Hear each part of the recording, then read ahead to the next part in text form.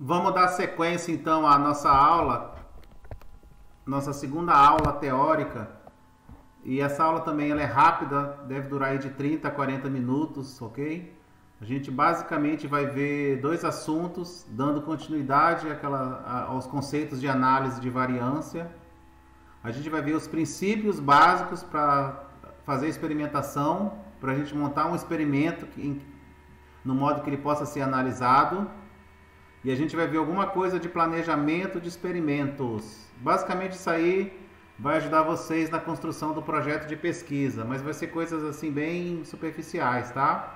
Lembrando que é indicado que vocês façam estudos paralelos, busquem literatura na internet, procurem livros, ok? Então, nós vimos na nossa aula passada,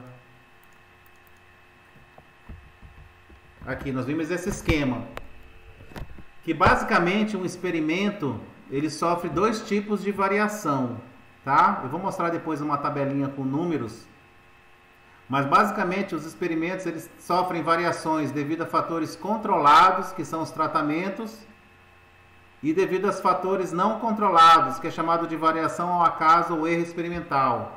Na aula passada eu chamei bastante atenção, né? Eu chamei os fatores controlados de variação entre os tratamentos e fatores não controlados, variação dentro de um mesmo tratamento, ok? Então, na verdade, é isso aí, ó. Vamos supor, então, um experimento que eu estou testando 4 tratamentos. Eu estou chamando aqui os tratamentos de A, B, C, D e E. Cada tratamento foi repetido 4 vezes. Na aula passada eu comentei o porquê da repetição, né? Basicamente, além de você calcular a média, com a repetição você tem uma estimativa de variação. Você consegue calcular uma variância, um desvio padrão, tá? No caso da análise de variância, você consegue estimar o erro experimental, quantificar a variação que tem dentro do tratamento, tá?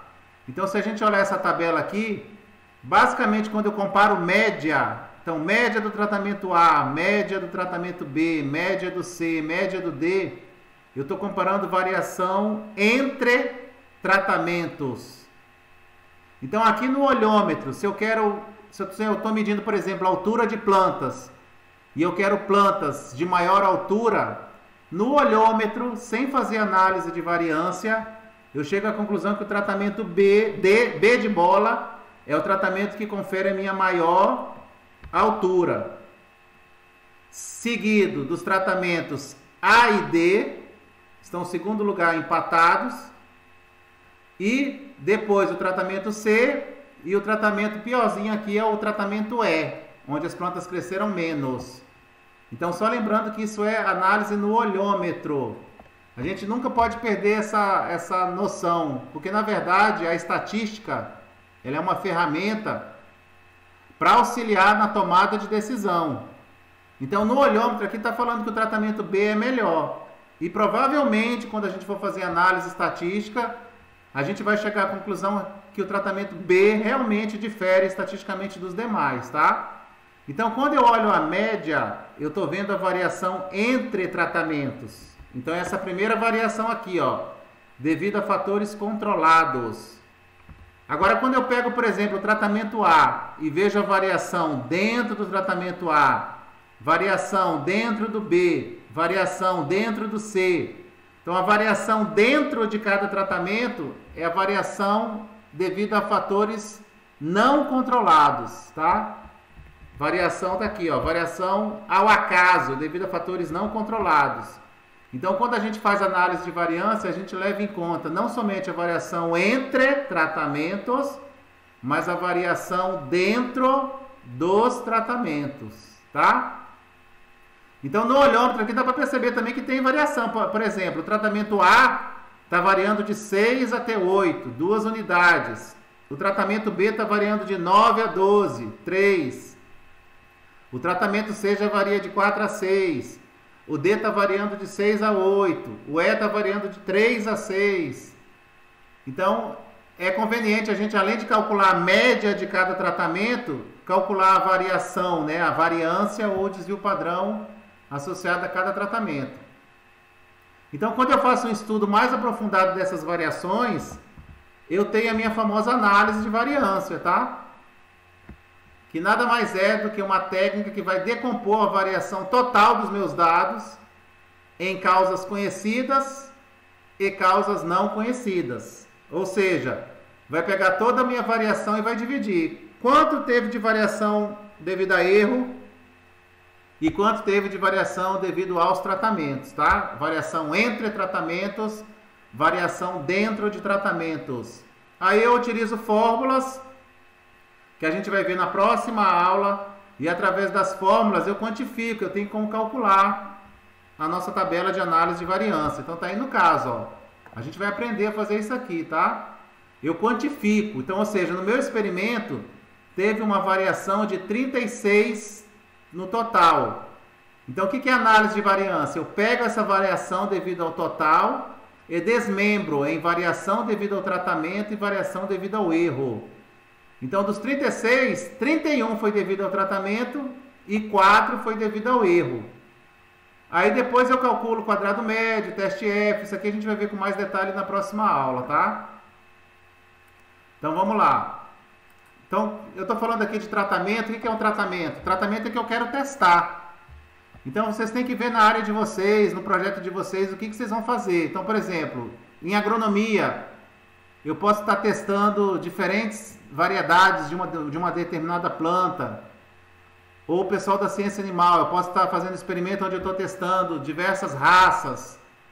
Ou diversas doses de um nutriente e tal, e aí vai. Então, dentro da área de vocês, tem os experimentos específicos, tá?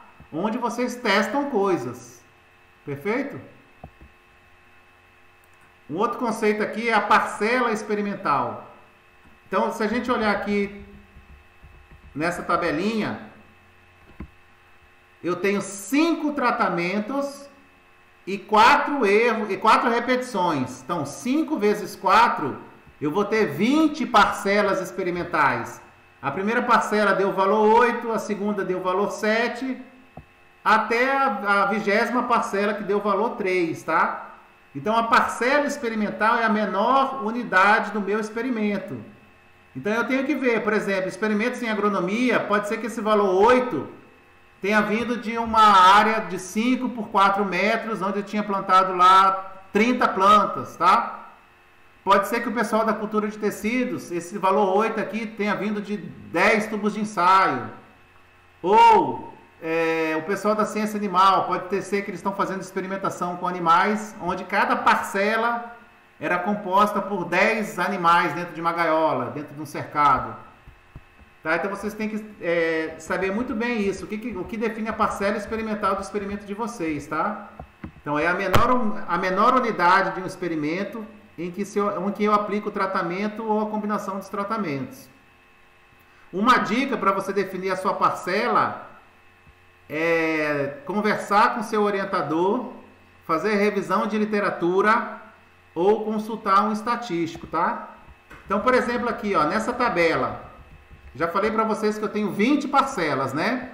5 tratamentos vezes 4 repetições, eu vou ter 20 parcelas experimentais.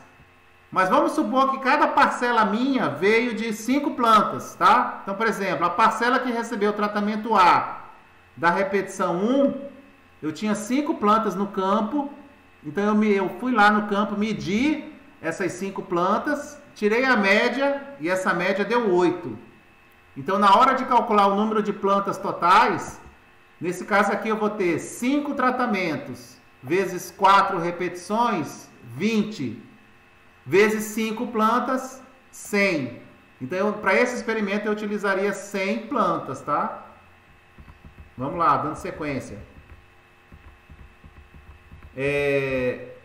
Delineamento experimental. Isso aqui é extremamente importante, tá? Na verdade, é como eu vou distribuir os tratamentos no meu experimento. Basicamente, eu tenho 3 tipos de delineamento. O delineamento inteiramente casualizado, Geralmente o pessoal de laboratório que faz monta experimento em condições homogêneas, é mais indicado a utilização do delineamento inteiramente casualizado, DIC, tá?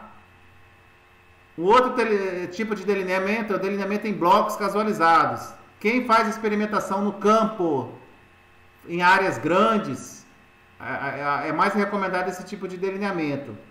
O delineamento em quadrado latino, o pessoal da ciência animal que usa, tá? Geralmente a gente vê poucos experimentos no delineamento em quadrado latino. O mais comum é delineamento inteiramente casualizado e delineamento em bloco casualizado. A gente ao longo do curso vai falar caso a caso esses delineamentos aí. Além dos delineamentos, eu tenho coisas também chamadas como esquema experimental. Isso aqui a gente vai ver lá para a quarta, quinta aula, mas basicamente eu tenho dois tipos de esquemas experimentais, o fatorial e parcela subdividida. São experimentos mais complexos, tá? Que envolvem mais de 2 tipos de tratamentos. E eu garanto que a grande parte de vocês aí no projeto de tese ou de dissertação, vocês vão usar experimentos fatoriais, tá? Geralmente vocês testam mais de um tipo de tratamento no mesmo experimento, mas pode acontecer de testar um tratamento só. E a análise de variância, como eu falei, está aí, tá? É uma técnica que a gente vai decompor toda a variação em causas conhecidas e não conhecidas. Então vamos lá. Princípios básicos da experimentação.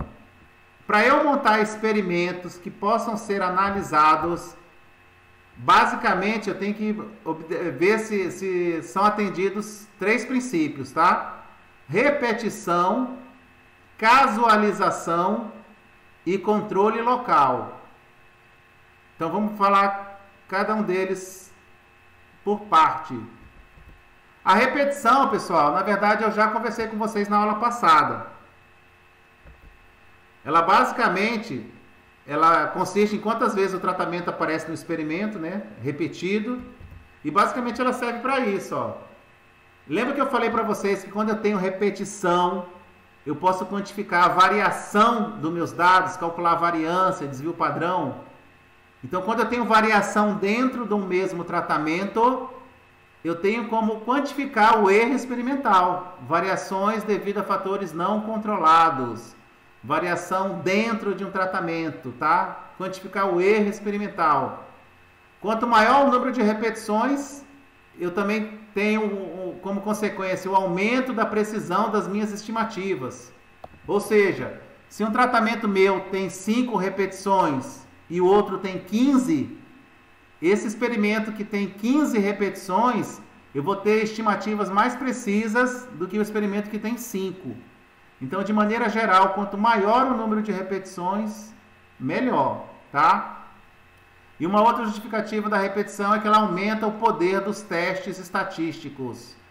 Na verdade, o que é aumentar o poder? É o teste conseguir discriminar a diferença entre os tratamentos. Quanto maior o número de repetições, mais eu consigo distinguir as diferenças observadas entre os tratamentos, ok? Então, se vocês estão lembrados aí da nossa primeira aula, que eu dei um exemplo aí onde eu tinha 4 tubos de ensaio, que eu estou testando 4 meios, tá? Os meios aí estão representados pelas cores.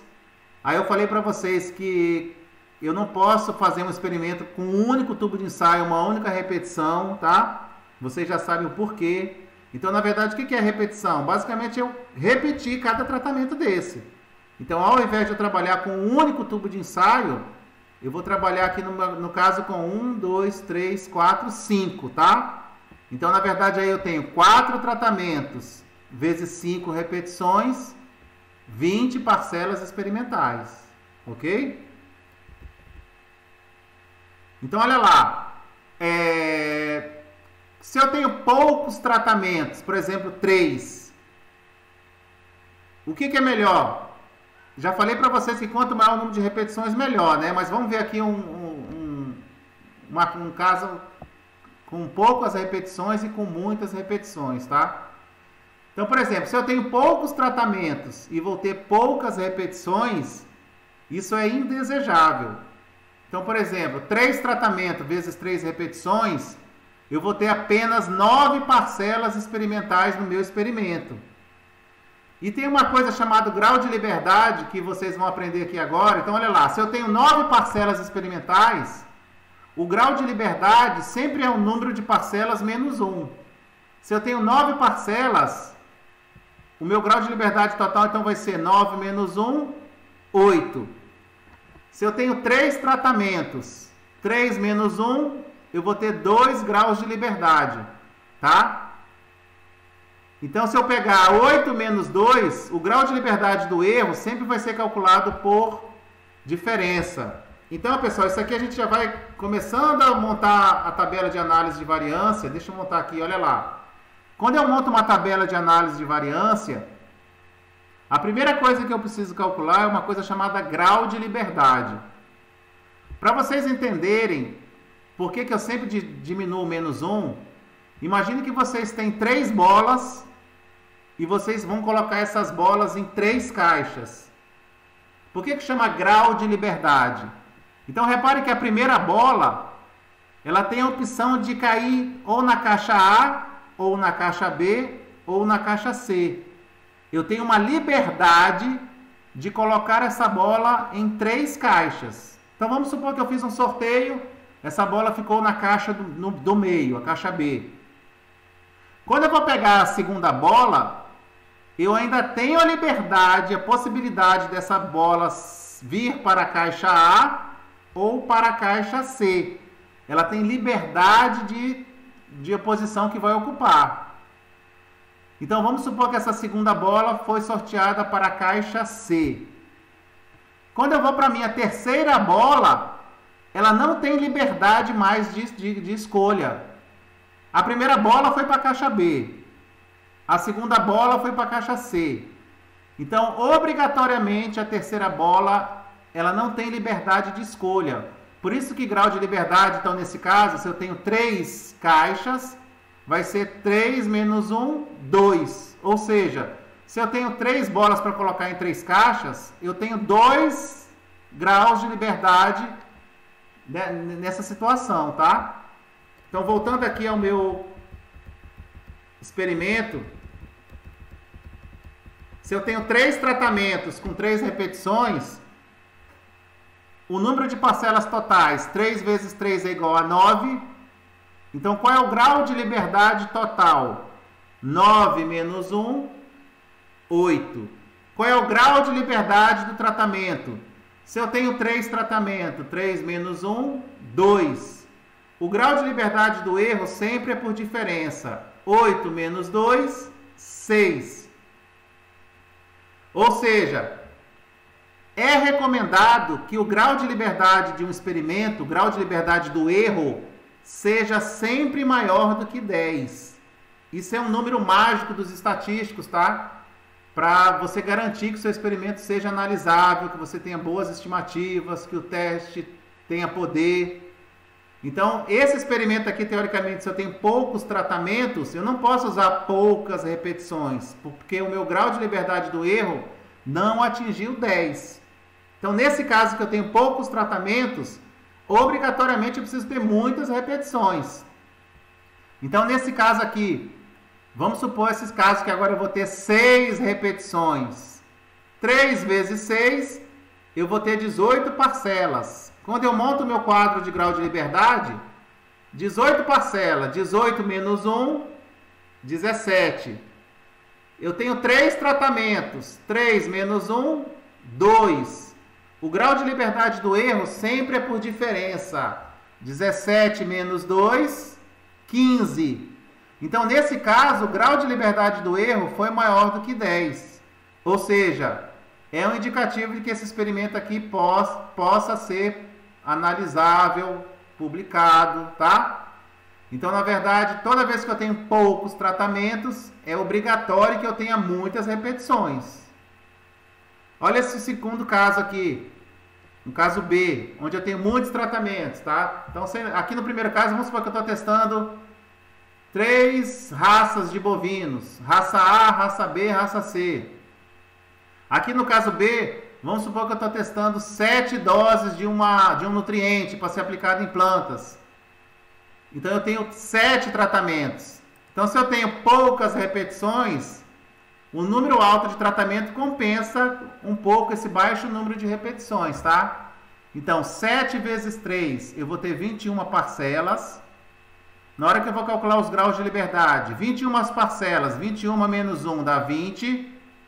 Olha o grau de liberdade do tratamento, agora mudou. 7 tratamentos, 7 menos 1, 6. E o grau de liberdade do erro sempre é por diferença. 20 menos 6 dá 14.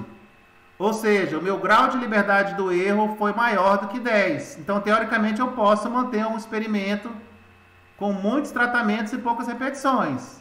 Melhor ainda se eu tiver muitos tratamentos e muitas repetições.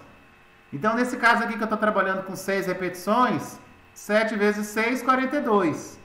Na hora que eu vou montar o meu quadro de análise de grau de liberdade, 42 menos 1, eu vou ter 41. O tratamento, 7 menos 1, 6. Grau de liberdade do erro, 41 menos 6, 35. Então, repare que nessa quarta combinação aqui, eu vou ter o meu maior grau de liberdade do erro, tá? Então, se vocês puderem trabalhar com muitos tratamentos e muitas repetições, vocês vão ter um experimento bom, tá? Teoricamente, com boas estimativas, um coeficiente de variação mais baixo, tá? Vamos lá dar sequência. Então, pessoal, o número de repetições, o que define basicamente é o grau de liberdade do erro. Tem que ser maior do que 10. Uma outra dica: conversar com o orientador, conversar com o estatístico, fazer revisão de literatura, ver o que os grandes pesquisadores da sua área trabalham, quantas repetições eles usam. É aquilo que eu comentei com vocês na aula passada. O pessoal da biotecnologia, que trabalha com micropropagação de plantas, devido ao fato deles terem muita variação inerente ao material que eles estão trabalhando, eles trabalham com 25, 30, 40 repetições. Então, dificilmente você vai conseguir publicar um trabalho na área de micropropagação com 3 repetições apenas, tá? Já o pessoal que monta experimento de campo, o pessoal da área de melhoramento vegetal, que tem muitos tratamentos, às vezes os caras trabalham com 70, 80 tratamentos. Então, eles não têm condição de trabalhar com um número grande de repetições. Então, já é aceitável, nesse caso, você trabalhar com 3, 4 repetições. Então, vai depender muito de cada caso.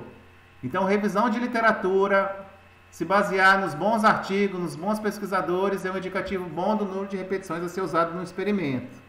Certo? O segundo princípio básico da experimentação é a casualização. Como o próprio nome está falando, na verdade, casualização é o quê? Você fazer um sorteio. Então, basicamente, você vai propiciar a todos os tratamentos a mesma probabilidade de serem designados a qualquer uma das parcelas experimentais. Então, ela elimina a possibilidade de correlação entre parcelas adjacentes, tá? Tem muitos programas estatísticos, o R, o SysVar, o SAS, que fazem esse sorteio aleatório para vocês, ok? Então, basicamente, aí, olha esse experimento aqui. Eu estou testando 4 tratamentos, eu tenho 5 repetições. Então, repare que o primeiro princípio básico da experimentação, repetição, está presente, né? Eu tenho cada tratamento aqui representado pelas cores repetido 5 vezes, tá? Só que esse experimento aqui tem um probleminha, ele não está casualizado. Eu tenho que sortear, embaralhar esses meus tratamentos, as minhas parcelas na área experimental, tá? Um provável sorteio é esse daqui, ó. Repare que eu tenho as minhas 20 parcelas, só que elas foram aleatorizadas no laboratório ou no campo. Então isso tem que ser feito, pessoal, tá? Imagine aqui um experimento como esse, sem casualização, onde o pesquisador ele já tem uma noção de que o tratamento azul aqui ele vai ser melhor.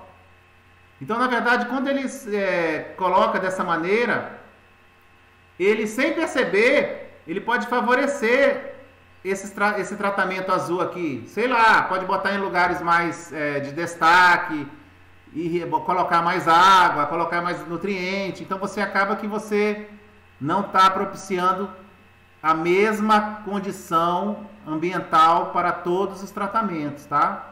Então vocês têm que tomar muito cuidado com isso. O ideal é que o pesquisador nem saiba onde estão os tratamentos de preferência dele. Faça o sorteio, coloque códigos, de forma que realmente haja uma casualização no experimento, tá? Quando eu tenho a repetição e a casualização, que são os dois primeiros princípios básicos da experimentação, eu tenho o delineamento inteiramente casualizado, que é o delineamento mais simples, tá?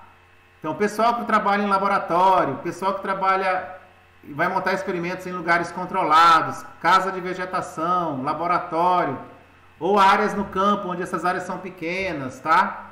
A gente geralmente usa o delineamento inteiramente casualizado. A gente no curso vai começar a fazer as análises dos delineamentos inteiramente casualizados, que são os mais simples. Depois a gente vai avançar, vai para o delineamento em blocos casualizados. Depois a gente vai para os experimentos em esquema fatorial e de parcela subdividida, tá? Essa é a sequência básica dos cursos de estatística experimental. Então tá aí, ó, um exemplo de um delineamento inteiramente casualizado, DIC. 5 tratamentos, A, B, C, D e E. Eu estou utilizando 4 repetições. 5 vezes 4, eu vou ter 20 parcelas experimentais. E um provado sorteio pode ser representado aqui, ó. Então vamos só olhar o tratamento A e vamos ver que ele vai aparecer repetido 4 vezes, ó. A1, A2, A3 e A4. Então eu tenho o princípio da repetição e eu tenho o princípio da casualização, tá? Meus tratamentos foram casualizados na minha área experimental. O segundo delineamento, então a gente viu o primeiro princípio básico da experimentação, a repetição. O segundo princípio, a casualização. E o terceiro princípio é o controle local, tá? Então, na verdade, controle local é quando eu tenho um ambiente heterogêneo.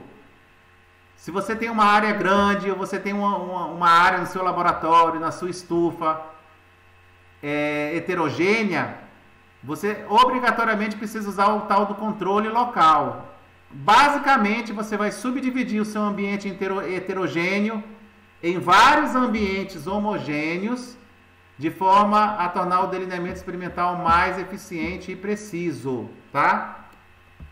Então, na verdade, quando eu tenho a repetição, mais a casualização, mais o controle local, eu tenho uma coisa chamada delineamento em blocos casualizados ou delineamento em quadrado latino. Então, esses dois delineamentos, eles têm os 3 princípios básicos da experimentação. O DIC não. O delineamento inteiramente casualizado só tem os 2 primeiros princípios, tá? A gente vai ter uma aula só sobre delineamento em blocos casualizados. E aí, quando chegar essa aula, a gente vai comentar com mais detalhamento como é que a gente faz esse controle local, ok? Então, vamos lá, vamos para frente. Então, aqui um exemplo, quem vai montar experimento no campo. Geralmente, quando você vai montar experimento no campo, se for uma área com declividade, existe gradiente de fertilidade, tá? Geralmente, a parte do terreno mais para baixo, ela concentra mais nutrientes do que aquela parte do terreno mais acima.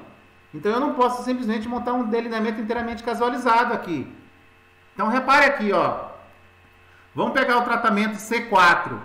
Repare que essa planta aqui, ela caiu numa área de muita fertilidade. Já a planta C3, o mesmo tratamento C, mais uma repetição 3, ela caiu numa área de pouca fertilidade. Então, eu vou ter muita discrepância de altura entre as plantas que receberam o mesmo tratamento C, tá? Ou seja, dentro do mesmo tratamento eu vou ter uma variação muito grande, ou seja, vai inflacionar a minha variação dentro do tratamento, a minha variação ao acaso, a minha variação devido ao erro experimental. Então eu não posso montar um delineamento inteiramente casualizado numa área heterogênea. O que a gente faz?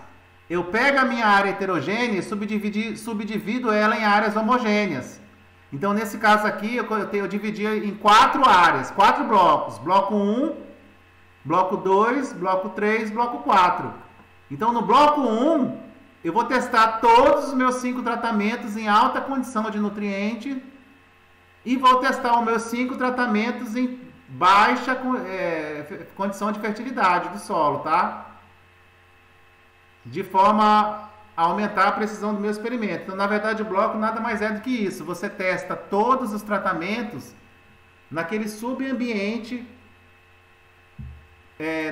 nos vários subambientes que você dividiu a sua área experimental, tá? Um outro exemplo aqui, pessoal que vai montar experimento em laboratório. Eu acabei de falar para vocês que em laboratório a gente usa delineamento inteiramente casualizado, desde que você garanta que as condições do laboratório sejam homogêneas. Mas pode ser, por exemplo, que o laboratório ele tenha problema de iluminação, que você não tenha iluminação homogênea do ambiente inteiro. Geralmente, na parte central do laboratório, você tem maior intensidade luminosa e nas extremidades é mais escuro. Então, você também não pode botar um delineamento inteiramente casualizado. Você vai ter problemas de variação devido à luz, a variação devido a fatores que você, teoricamente, deveria controlar e não controlou. Então, você não pode manter o experimento em delineamento inteiramente casualizado. O que você faz? Subdivida a área em blocos e eu vou testar todos os tratamentos em condições de pouca luz, muita luz e pouca luz de novo, tá? Tudo bem? Então essa que é a ideia do delineamento em blocos casualizados. Daqui a mais ou menos 5, 6 aulas, a gente vai ter uma aula só sobre esse tipo de delineamento, certo? Então, pessoal, a gente vai entrar aqui nessa parte agora de planejamento de experimentos, tá? Nada mais na verdade, a depender do curso de graduação que você fez, tem muita gente que tem na grade curricular uma disciplina chamada metodologia científica. Nessa disciplina metodologia científica que são apresentados alguns conceitos relacionados a planejamento de experimentos, tá? Eu vou mostrar poucos slides aqui, só para dar uma luz para vocês na hora de vocês prepararem o projeto de vocês. Mas basicamente, quando eu vou escrever um projeto de pesquisa, a primeira coisa que eu tenho que definir é o problema de pesquisa, né? Por que você está escrevendo aquele projeto, e definir a metodologia experimental, tá? Para definir o problema, então, na verdade, esse assunto ele é bem extenso, tá? Na verdade, tá aí, ó. Não se pode pesquisar sem ter um problema devidamente enunciado e definido para resolver. Então, por isso que a primeira coisa, quando a gente vai escrever um projeto de pesquisa, é definir o problema de que você está pesquisando, tá? Só assim, com a definição do problema, é que você vai conseguir formular uma hipótese científica, tá? Tanto é que está escrito aí, ó, não formular um problema e andar às cegas.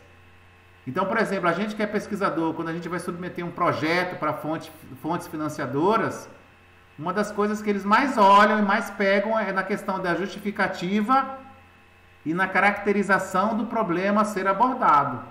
Se não tiver muito claro, o seu projeto já é reprovado a partir daí, eles nem olham o resto, tá?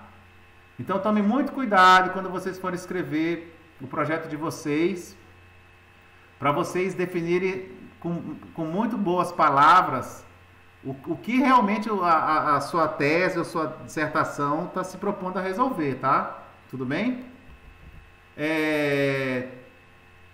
Transformação do assunto em problema de pesquisa. Então, isso aí eu peguei no livro de metodologia científica, tá? O assunto ou tema em si não constitui problema de pesquisa. O assunto, ele é transformado em problema pela reflexão, curiosidade e gênio do pesquisador. E é feita pela formulação de hipóteses, tá?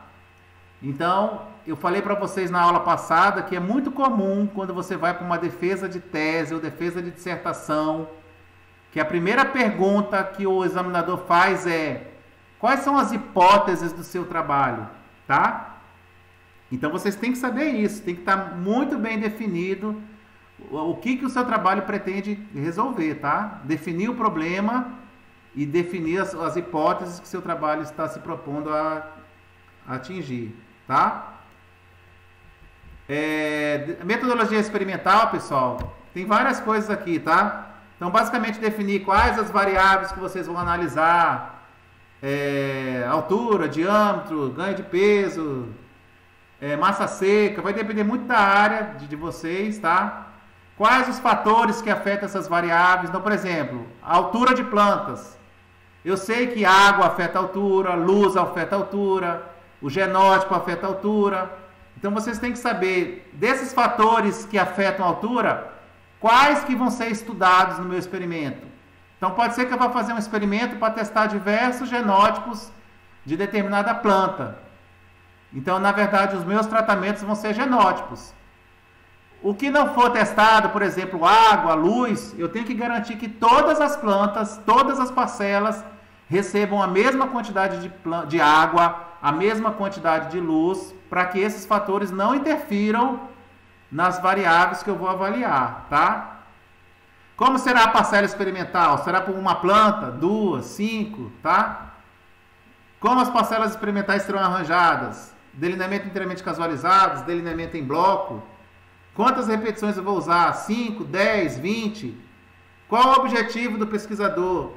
Qual será o material experimental? Eu vou trabalhar com caule, com raiz, com folha, tá? E aí, de posse dessas informações, você vai montar o seu projeto de pesquisa.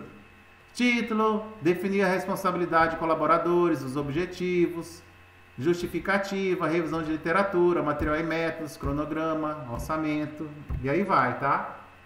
Então, pessoal, basicamente, aí já está dando mais ou menos 40 minutos, é aquilo que eu falei para vocês na primeira aula. A gente sempre vai estar vendo aulas teóricas de, no máximo, 1h30, tá? 1 hora e meia. Eu vou gravar uma outra aula para vocês sobre a parte prática, tá?